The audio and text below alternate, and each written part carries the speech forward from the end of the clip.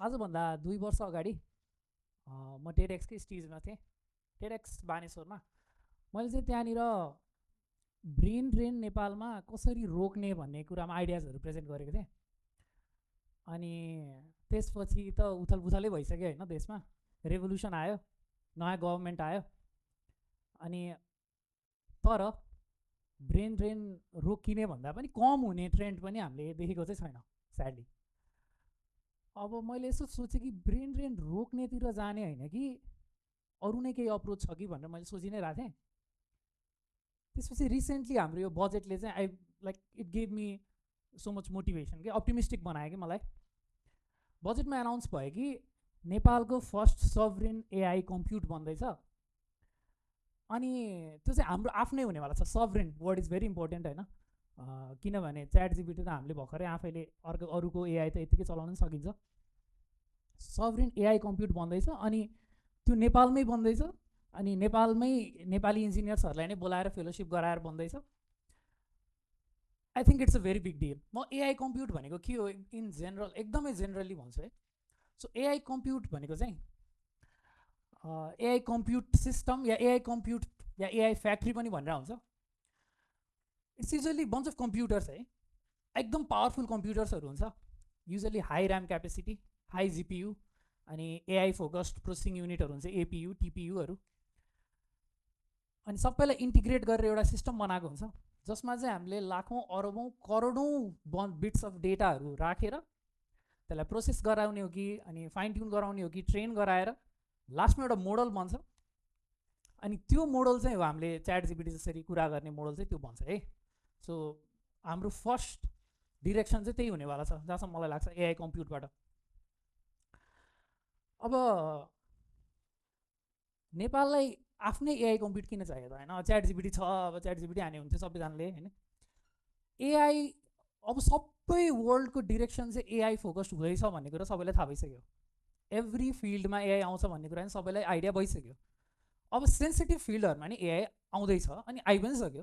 Health केयरमा आउँदैछ, political ल मेकिङमा आउँदैछ, अनि हाम्रो एक्जिक्युटिभ डिसिजन्सहरूमा आउँछ है। अनि इभन यो साइबर सिक्युरिटी फिल्डमा आइसकेछ। त्यस्तो सेन्सिटिभ फिल्डमा अरू नै देशमा भएको प्राइभेट कम्पनीको एआईलाई आफ्नो डेटा दिन it's a very big national security risk, national security risk. अब त्यस्तो रिस्की भई अरूलाई त्यो डेटा दिनुभन्दा आफ्नै देशमा एआई कम्प्युट बनायो भने फर्स्ट त रिस्कहरू मिटिगेट भयो, सेकेन्डली हामी इन्डिपेन्डेन्ट भयौँ। पेट्रोलियमहरूमा ब्लकेट लाएर ग्यासै नपाउने भए जस्तो एआई पनि बेसिक निड भएको बेलामा एआईमा ब्लकेट लाग्यो भने ब्लक्ड हुन्छ हामी होइन, त्योबाट हामी बच्ने भयौँ। अनि थर्डली चाहिँ हाम्रै देशमा स्टुडेन्ट्सहरूलाई आफ्नो कस्तो इनोभेटिभ अनि उनीहरूलाई मन लागेको अल्गोरिदम्सहरू मोडलहरू बनाउन चाहिँ बनाउँछन्, तर हार्डवेयर नै पाउँदैनन् कि उनीहरूलाई ट्रेन गरेर त्यसलाई अलिकति इफिसियन्ट बनाउने हार्डवेयरै पाइरहेको हुँदैन। मेरै साथीहरू जसले मास्टर्स गरिरहेको छ उनीहरूले कति कुराहरूमा रिसर्च गरेर हुन्छ नेपाल फोकस प्रब्लम सल्भ गर्नको लागि एआईमा, तर त्यसको लागि हार्डवेयर नै पाइरहेको हुँदैन। उनीहरूको लागि नि यसले मेजर प्रब्लम सल्भ गर्छ है। अब बजेटमा एनाउन्स भयो, बजेट आयो भन्दैमा यत्तिकै सजिलै बन्दैन होइन। किन बन्दैन त है? यसमा प्रब्लम्सहरू छ कि। फर्स्ट प्रब्लम त यो एकदम हाम्रो नेपालको जहिले पनि जे कुरामा नि हुने प्रब्लम, यो जियोग्राफी प्लस नेचुरल क्यालामिटिज है। अर्थक्वेकको प्रब्लम हुन्छ त्यो हेर्नै पऱ्यो, फ्लड हुन्छ त्यो हेर्नै पऱ्यो, ल्यान्डस्लाइडहरू हुन्छ तिनीहरू हेर्नै पऱ्यो। अनि ट्रान्सपोर्टेसन गाह्रो छ, आवत जावत ओसार पसार गर्न गाह्रो हुन्छ। यो जियोग्राफिकल प्रब्लम सधैँ जे कुरा पनि भइरहेको यो हुने नैवाला छ होइन, त्यो कुरा हेर्नु पऱ्यो। सेकेन्ड प्रब्लम भनेको हाम्रो पोलिटिकल इन्स्टेबिलिटी। एआई कम्प्युट 5 वर्षमा बनाउने भनेर भनेको छ, नेक्स्ट मेलम्जी हुन्छ भनेर like it might be sadly होइन। त्यसलाई पनि सल्भ गर्न पर्छ, हामीले त्यसलाई दिमागमा राख्नु पर्छ। अब एआई कम्प्युट बनाउने भनेर 45 वर्ष लगाइदिएर अरू कहाँ पुगिसक्छ हामी त्यही गर्दै त्यसमा स्टक हुनु हुँदैन। एउटा प्रब्लम भयो। अर्को थर्ड प्रब्लम, अब यो दुईवटा प्रब्लम त आएर न इफ आई क्यान फिक्स होइन, पोलिटिक्समै छिरेर फिक्स गरे मात्रै हो। थर्ड प्रब्लम भनेको चाहिँ ह्युमन रिसोर्सकै। अब ह्युमन रिसोर्स चाहिँ कस्तो भन्दा आई डोन्ट वान्ट अरू देशको मान्छेहरू आएर त्यहाँ काम गर्न। क्या हाम्रो देशमा यति धेरै आइटी कलेजहरू खुलेको खुलै छ, तर हाम्रो देशमा न डेटा सेन्टर थियो छ, न यो सर्भर्सहरू छ ठुल्ठुलो, एआई कम्प्युट त छँदै छैन होइन। अब बिटकोइन त ब्यान्डै छ होइन, ब्लक चेनको डेटा सेन्टर्सहरू पनि छैन। त्यस्तो देशमा कसैले पनि देखेकै छैन कि कस्तो हुनेवाला, कस्तो हुन्छ त, त्यहाँ काम गर्दा कस्तो हुन्छ, प्रब्लम के फेस हुन्छ, लार्ज स्केलमा सर्भरहरू ह्यान्डल गर्नु भने के हो, कसैले देखेकै छैन, कसैले फिलै गरे। नेपालमा एटलिस्ट नेपालमा बसिरहेको नेपालीले त अतो पत्तै छैन, युट्युबमा नि पाइँदैन यस्तो कुरा सिक्न, गरेरै सिक्ने हो।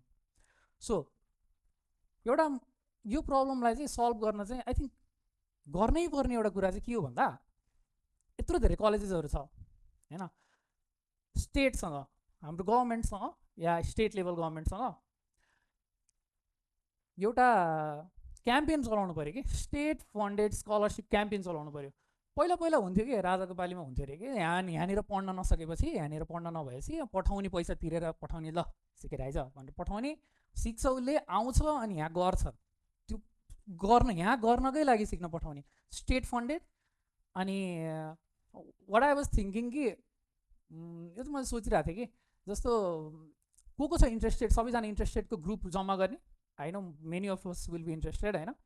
अनि त्यसपछि मेरिट बेसमा एक्जामिनेसन गर्ने, कतिजना चाहियो, सबैजना त सकिन्न, 1000 जना 10,000 त सकिन्न, बट हामीलाई 50 जना या 100 जना चाहिएछ भने मेरिट बेस एक्जामिनेसन गर्ने, मेरिट अनुसार छानिएको स्टुडेन्टहरूलाई डिप्लोमेसी थ्रु, हाम्रो नजिकै चाइनामा यस्तो दामी दामी एआई कम्प्युटर सेन्टरहरू छ, डिप्लोमेसी थ्रु त्यहाँ लाने, 6 महिना 1 वर्ष ट्रेन गराउने, सिकेपछि सिकेको अब फिर्ता आउने। अनि यहाँनिर बजेटमै एनाउन्स भएको छ हाम्रो 15 जना जति चाहिँ नेपाली एआई रिसर्चर्सहरूलाई चाहिँ फेलोसिपमै यहीँ बोलाएर गराउने भन्ने कुरा छ।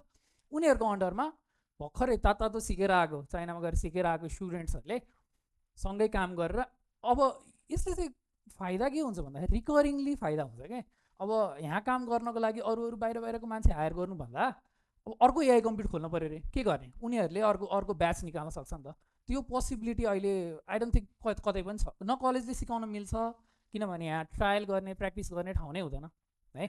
सो आई थिङ्क यो एउटा प्रब्लमलाई चाहिँ कुनै तरिकाले डिप्लोमेसी थ्रु, इन्डिया पनि छ चाइना पनि छ, so and both are doing great in AI, त्यो चाहिँ एउटा अप्रोच गर्नै पर्छ है। हामी सबैले मिलेर के गर्ने, पेटिसन केही गर्नुपर्छ है।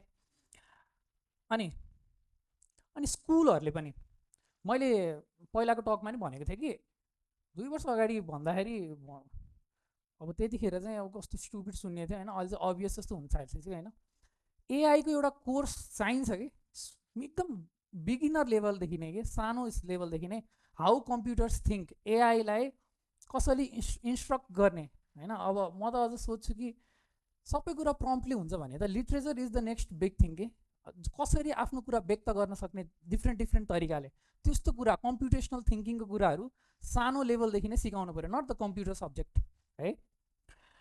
अनि त्यसमै जोडेर अब चाहिँ के गर्न सक्यो भन्दाखेरि एआई कम्प्युटको we can add on it क्या, सिन्स हाम्रै देशले बनाउन थालिसक्यो एआई कम्प्युट, पछि अरू बन्ला। अनि एआई हार्डवेयर लेभलमा एआई कम्प्युट कसरी काम गर्छ, सानो कुराहरू एआई ट्रेनिङहरू गरेर देखाउने स्कुल लेभलदेखि नै, जसरी माइक्रोस्कोपले आज के हेर्न लगाइन्छ नि हामीलाई, केही बुझेको त हुँदैन, त्यही पनि ह्यान्ड्स अन एक्सपिरियन्स त दिइन्छ नि त, त्यस्तै गरी एआई कम्प्युटको लागि पनि दिन सक्यो। अब एउटा इन्ट्रेस्टिङ कुरा अनि राम्रो कुरा, अप्टिमिस्टिक कुरा चाहिँ के छ भन्दाखेरि, पहिलोचोटि धेरै वर्षपछि पहिलोचोटि Nepal has a chance to compete America युरोपहरूसँग। साउन्ड्स अलिकति एकदमै ओभर अप्टिमिस्टिक, तर इट हेज अ चान्स, एउटा फर्स्ट स्टेप चाल्ने चान्स छ क्या। किनभने एआई इज ओपन सोर्स, एआईको अल्गोरिदमहरू ओपन सोर्स छ। हामीले यसरी बजेट नै छुट्याएर एआई कम्प्युटै स्टार्ट गर्ने हो भने त वी क्यान डु इट है। अनि अर्को फाइदा के हो भन्दाखेरि हामीसित क्लिन इनर्जी छ, हामीसित हाइड्रो पावर छ। युएसमा मेजोरिटी अफ इलेक्ट्रिसिटी कोइला होइन, एकदमै कोइला बालेर भइरहेछ, प्लस महँगोमा भइरहेछ। म एउटा डेटा भन्छु होइन, एस्टिमेटेड डेटा हो। अमेरिकाले इलेक्ट्रिसिटी प्रड्युस गर्न, 1 युनिट इलेक्ट्रिसिटी प्रड्युस गर्नको लागि है, त्यो बेच्न होइन, प्रड्युस गर्नको लागि 9 रुपियाँ जति लाग्छ, नेपाली रुपियाँ भने नेपाललाई जम्मा 6 रुपियाँ जति लाग्छ। सो हामीले अब यसलाई अलिकति लङ टर्ममा हेर्ने भने त हामीले जितिसक्यौँ कि, वी आर विनिङ, एउटा अप्टिमिस्टिक अप्रोचले हेर्ने भने। तर अघि मैले भनेको जस्तो हामीले च्यालेन्जेसहरूलाई त्यो सबैलाई ओभरकम गर्ने आइडियाजहरू अगाडि बढ्दै लानु पऱ्यो होइन। तर अप्टिमिस्टिक उमा हेर्ने भने चाहिँ हामीसित चाहिँ पावर अफ रिभर्स है, नदीहरूलाई हामीले कति रेस्पेक्ट गर्थ्यौँ, गडै जसरी उ गर्छौँ नि। So now is the time कि river can make us gold in a way है। अनि अर्को कुरा चाहिँ, अनि this is actually very deflationary के, इन्फ्लेसन भन्छ नि, दिस इज डिफ्लेसनरी कन्सेप्ट। किनभने गर्न लागेको खर्चभन्दा उसले त्यो सर्भिस बेचेर पाउने हामीले आम्दानी बढी हुने बित्तिकै इट्स अ डिफ्लेसनरी कन्सेप्ट।